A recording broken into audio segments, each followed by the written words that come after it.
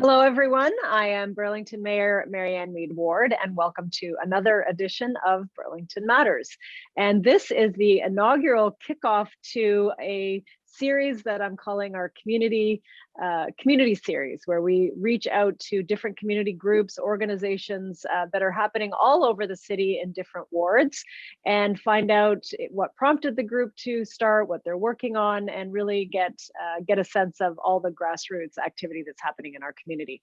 And we are joined also by our ward councillor for Ward 5, because our kickoff is the first community group is in Ward 5. So without further ado, I will introduce Heather DeHaan, who is the group leader for Elizabeth Gardens community group, and of course, Councillor Sharman, who is the ward councillor for this area. So let's get right into it. Heather, over to you first.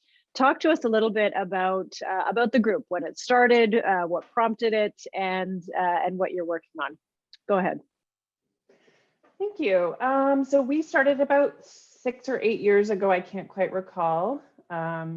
And we just, Facebook became a little bit more part of our lives, and neighbors and I just decided we would start this online group to connect and to get our community connected and bring them together a little bit more. Sometimes we had questions and we thought this would be a great place to start it.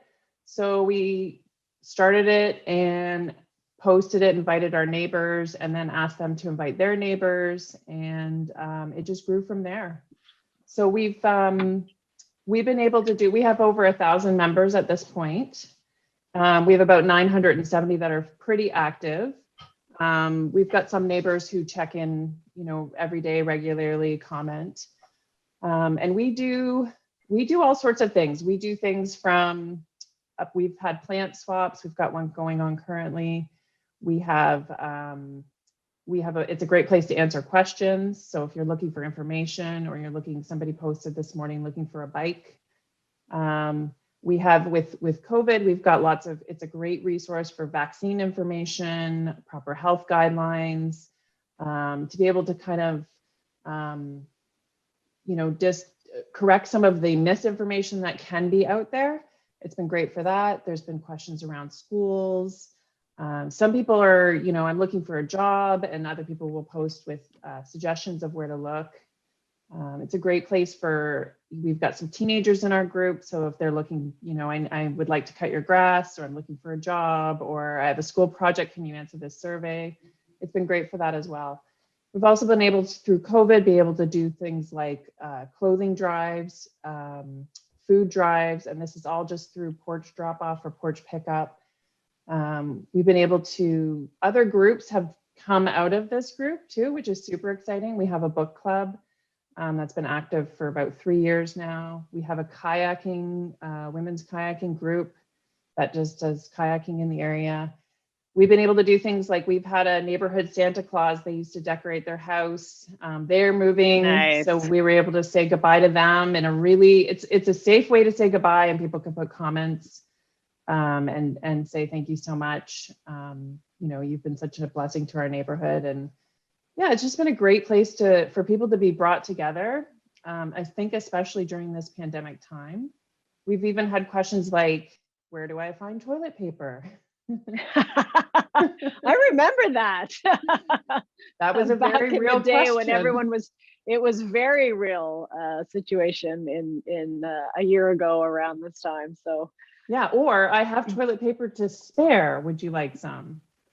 I can drop some off at your porch. So now it's more, where can I get a vaccine? Can somebody give me a ride for a vaccine? So things like that. So it's been a wonderful addition to our neighborhood. And what I've found is people have connected online, and then people are connecting in real life. Our neighbors are getting to know each other in a very safe way. So this is a Facebook group right now. It's okay.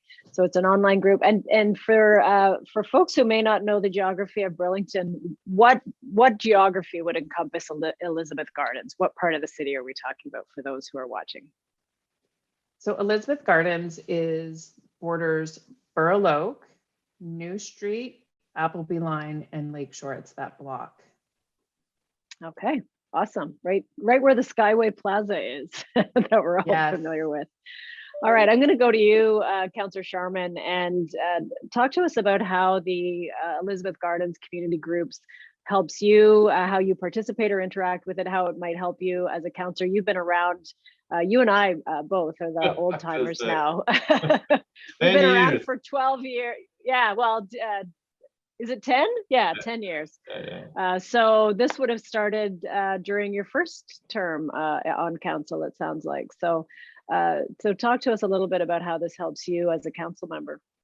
Well, certainly, I was reflecting as Heather started to speak earlier about when we first met, and I remember it being on her porch on August the 4th, 2014, when there was this blast of water coming out of this manhole at the corner of her street. I don't think we've ever saw that. Oh my gosh, it was brutal, and poor Heather and her family were struggling with the effects of the flooding.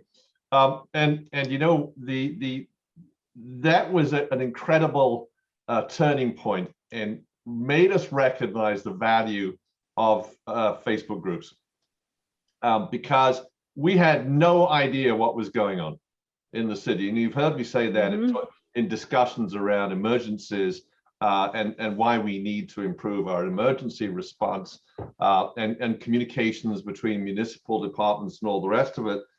Because I was literally getting text messages and emails saying, you got to come now. And that was it. That was all we had. And, you know, back in 2010, when we first started, you will recall this, that the amount of access we had to community members, neighbors, was relatively limited. And but then along comes Facebook groups, and all of a sudden we have amazing access to those who wish to participate. And you know, Elizabeth Gardens has been one of 3 groups in particular in Ward 5, and of course it's the one closest to my heart because I live here, and of course because Heather's operating it, and you know, I have the deepest regard for her community spirit and her engagement with so many things. You know, she was involved with St. Elizabeth's Anglican Church and the play area downstairs, and you know, so there was lots and lots going on. So that's pretty fantastic. In terms of the way it helps, we all help each other. Is that when there's something going on, we all know about it. And so my colleague Rosemary is monitoring, I'm monitoring, and when something comes up that, you know, people have no qualms about saying, what's going on, Paul Sharman? And I respond. Absolutely. Right. And that allows us to have our finger on the pulse with 1,000 people all the time. And we can react quickly. The other thing that's been helpful is that we can contribute to it by posting, for example, every time we get a notice from the region saying we're changing the next registration group. You know, we're immediately out there with an update on the Facebook group saying the next group is able to register on this date. And when we put out a newsletter, we just post a message saying, here's the newsletter if you'd like to see it. So I believe that it has helped us enormously, and I think Heather's going to talk more about some of her plans. Which is great. So would you say, Heather, that this came out of the experience of the community during the flood and the desire to be connected and help each other through that, you know, once in a generation, hopefully once in 100 years, and never to be visited upon us again, but quite a experience for many people to live through. Was that a trigger point for it? I think so. I think through a crisis, it brings people together, and we were definitely in crisis, and it brought our neighborhoods together in many different ways, and other neighborhoods that experienced it in the Appleby area.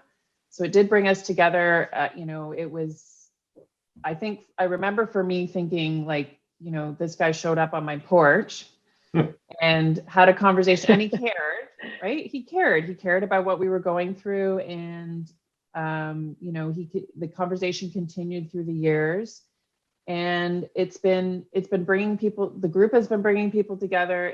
We have access to the connection with the city, which is really great, and I think people realize now that if there's a problem, that there's access to a solution, which I think makes where you live a safe place to live, and a valuable place to live. So I've really experienced that. And then people are happy and neighborhoods are happier.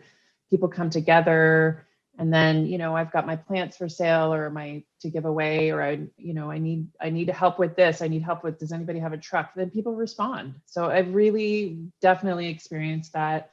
I've lived in this area for 20 years and grown up in Burlington. So I've definitely seen change through the years, and people are saying, like, this is such a great place to live. I wouldn't want to live anywhere else. And it has a lot to do with a strong community.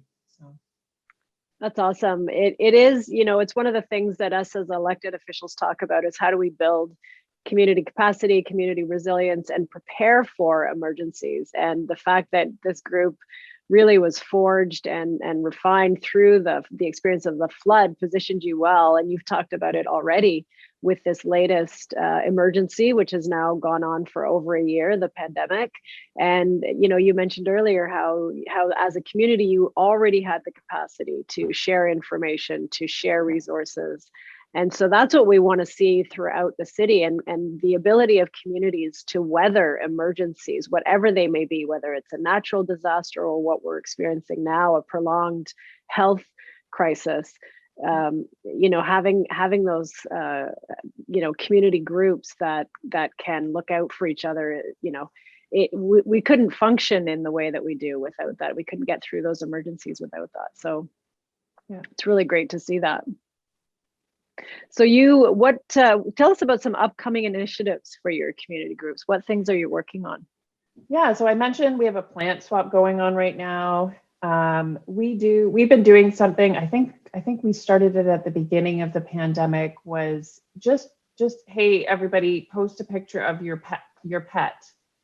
And we would get like easily 200 photos of your pet going through, just and something to make you smile, right? Which I think is, we're all feeling probably slightly isolated, and people are spending more time online. So it's been a great outlet for that. And then, people are connecting over their pets. So I would love to see, when we're able, a gathering around pets, either, a dog parade or something like that. People also have been supportive of the Humane Society through things like that. There was one of our members did a tree down at Spencer Smith at the pond there, and she did a holiday tree, and the recipient was awesome. The Humane Society. So I think that comes from that.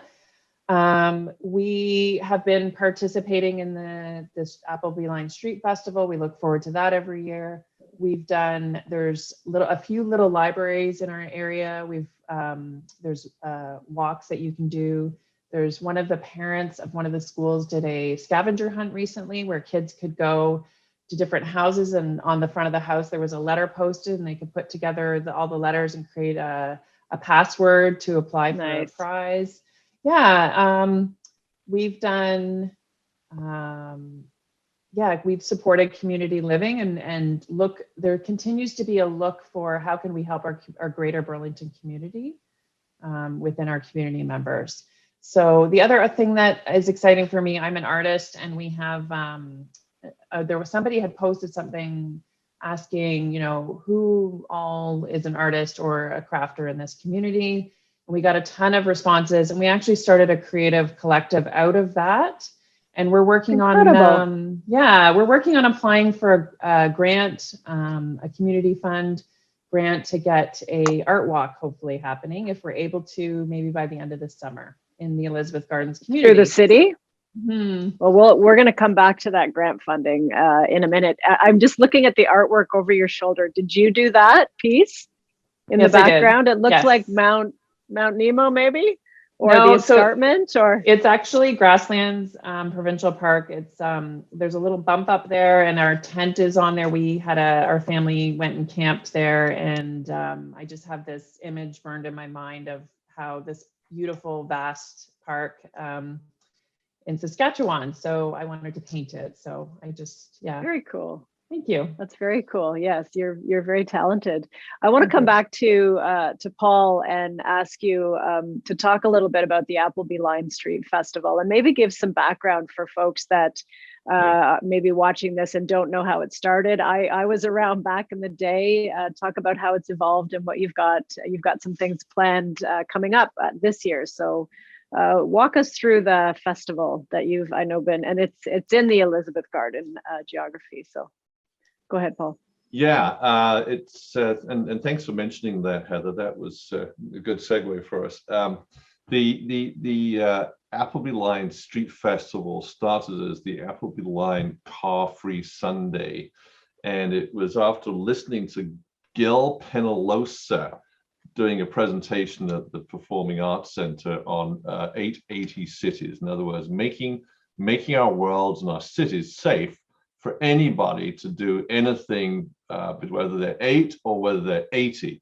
And there was a heavy emphasis on walking and riding bicycle and things like that. And so myself and Rick Goldring and Jack Dennison got together and said, we're going to do it. We're going to do it. And then we started looking around, and you will recall, Marianne, that we had one downtown as well as having one on Appleby. To just sense whether or not this would be a success. And so we did our first one, I guess, in 2011 or 12, maybe 11. Early, yeah. And there was one, I think, in Ward 6 as well. Oh, that's true. Up in Alton, yeah. There were 3 that year, and there might have actually been a walk in Ward 1. I'm trying to remember. They've all kind of evolved into different things, and but yes, there was quite an interest in having street festivals, ward-based, right, to get some of the major festivals into the neighborhoods and not just have it all be downtown. It evolved into a ward thing. Initially, the reason we chose Appleby Line was because it was the best stretch of road in south of the QEW, where we could actually not interfere with too many homes and businesses, and so it kind of stuck there, and we've done 8 actually on the street. And then of course last year, because of COVID, we turned it into a food drive in partnership with Gifted Giving Back. And in fact, we're planning to do the same thing again this September the 26th, again in collaboration with Gifted Giving Back. We were kind of hoping we could do one on Sunday, May the 30th, but with the stay-at-home orders, we just don't know how to deal with that. And realizing it's the first effort where we would be doing it by ourselves, and there are administrative issues that kind of get in the way, and we're just learning our way through those. So it ended up being a little tight. But I can say we've gone from, you will recall, we were making some wild guesses about, well, we must have had 1,000 people there, to now, well, we must have 5,000 or 6,000 people there. And it's pretty exciting. And of course, we're planning to do the real thing in 2022, back on the street. But last year we had a great food drive. We must have got about 5,000 pounds of food and some cash, and that was good for the food bank and other groups. So we're pretty excited about it, and have been all along. And Heather mentioned the term. You mentioned the term community building. Central to everything we're doing through my term has been building capacity, community capacity, and the result of that is we've got this food drive. We also built the Orchard annual picnic up in Orchard Park. That was done 3 years ago, or 3 years ago. This last year we had to do a food drive up in the Orchard, which we'll do again this year. And so activities like that we're really pleased for. Hence the importance of Facebook groups. It's a great free way to organize, and we're going to have some of those additional groups. Ward 5 is very active for community groups on Facebook, so Councillor Sharman will be back with some of those if you live in another part of the ward. Just coming back to you, Heather, to talk a little bit about the community fund, and a lot of people don't know maybe yet that the city does have funding available for neighborhoods to to do initiatives in their own community, and there's some big dollars on the table, actually. So talk to us about what you've applied for and a little bit about the fund. Thanks. So yeah, we have a group of artists. We would love to do a show, but we're concerned about a bunch of people together in one big place. So our creative solution to that would be to do an art walk where we have, we can control the amount of traffic we get, whether it be foot traffic or driving. And there's a route that you could do in the Elizabeth Gardens community among all of the different artists. There would be activities for the students or for kids. And it would all be focused around art, highlighting art. So we're looking for funds to help us set this up. And we came across the community fund. We have put together a budget and we put together an application. The application process was not very difficult. And it's all online too, which is nice, it's all online.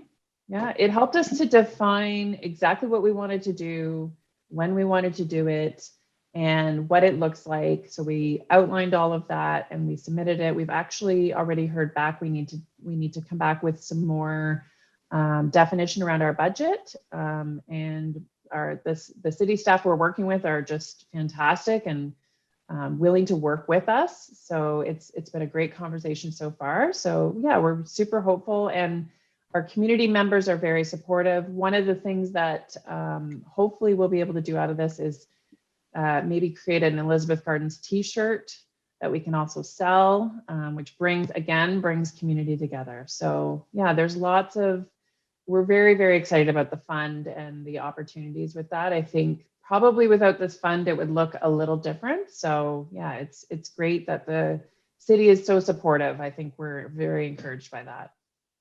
And I'm just looking up the address. It's the Community Support Fund at the City of Burlington. So burlington.ca, and there's different, depending on what you want to do, there's different funding available, but it's it's up to $5,000 that you can get, matching to donations that you raise, or sweat equity, volunteer labor we count towards the contribution. So you can do a $10,000 project, half of which would be covered by the city.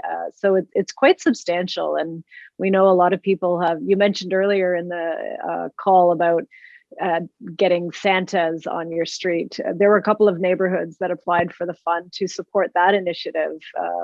And so just incredible creativity that we've seen, and a lot of different ways that people have tried to have neighborhood building events or initiatives through COVID, and the city's been able to give them some help on that. We've just got a couple of minutes left, but I wanted to come back to you, Councillor Sharman, to talk a little bit about Skyway, which is in the Elizabeth Gardens area, and our plans for that is our number one request for funding from the provincial and federal governments. I've been meeting with them diligently, but what can the community expect? It's an awesome place, and it'll be a great place for a meetup for the Elizabeth Gardens folks once it gets going. Go ahead, Paul. Certainly. Well, thank you for that. I just want to dwell for a second more about community matching. Following the Gil Penalosa presentation, it created a lot of attention in the city, and the entire birth of social support programs. First, allowing people to grow plants on the boulevard instead of grass, and has now blossomed into this whole program that comes out of staff. And kudos to them. They've done a wonderful job in supporting community connections. So with respect to the Skyway Arena, it has been contentious all along throughout the last 10 years. But we knew it was going to be decommissioned in 2021, which has happened. We were hoping it would be demolished this year, and that would begin the path to having a whole new facility and recreation center, a community center built as well. part of the problem has been that we had hoped to get some government funding from higher levels, but COVID kind of soaked up all the cash. So we haven't had it this year or last year, but the building permit is in process. We expect it to be done shortly. We expect to demolish the property, the existing building, come Q2 2022. And we are keeping our fingers crossed, going to have the cash, and we'll be ready to get into building the new facility, which will be just shifted to the west a bit on the same property. And then we'll have a full-size arena plus a walking track for us, for the older folks who want to be up there, complete with solar panels. It'll be a green building. So we're really excited. It's going to be a great community space, and you've been a great advocate, and I know the community has participated in visioning for what that arena could be. And I certainly heard about it, knocking on doors in that area, the need for community gathering space, which it will have, as Paul mentioned, the larger arena, net zero. There'll be a little park out front, so it's going to be, I call it the new future, the new wave of what community centers will be. It really is setting the mold for what we're going to be doing in the city for the next 50 years as we retrofit or replace some of our aging community centers. This project is going to lead the way. We are almost out of time. If you've got 1 minute, one sentence, Heather, a suggestion for community groups that may be watching, how to start your own, give us your quick hit and then we'll wrap up. Go ahead. Yeah, if you want to start your own group, I would say go start online and just start. Get a couple people together, it's easy to start a group on Facebook, invite your neighbors and friends that live in your area, ask them to invite their neighbors and friends. Keep it positive, keep it a safe place, and start engaging your community by asking questions, and build that community through a digital platform, which will overflow into community building on the streets. That's terrific. And keep it positive. I know a number of groups, and you probably do moderate the content and the questions just so it's safe for everyone. That could be a whole show in and of itself. So maybe when we have you back, Paul, with some of your other groups, we'll dwell a little bit more on that. But I want to say a huge thank you to you, Heather, the Elizabeth Gardens Community Facebook page. Of course, my colleague, Councillor Paul Sharman, who represents Ward 5 and lives in this area, so knows it very, very well. Thank you so much for kicking off the first of our Community Conversations series, where we talk about grassroots community movements throughout the city in our ward. So thank you for joining us here on Burlington Matters, and I'm signing off now until next time. Thanks for watching, everyone.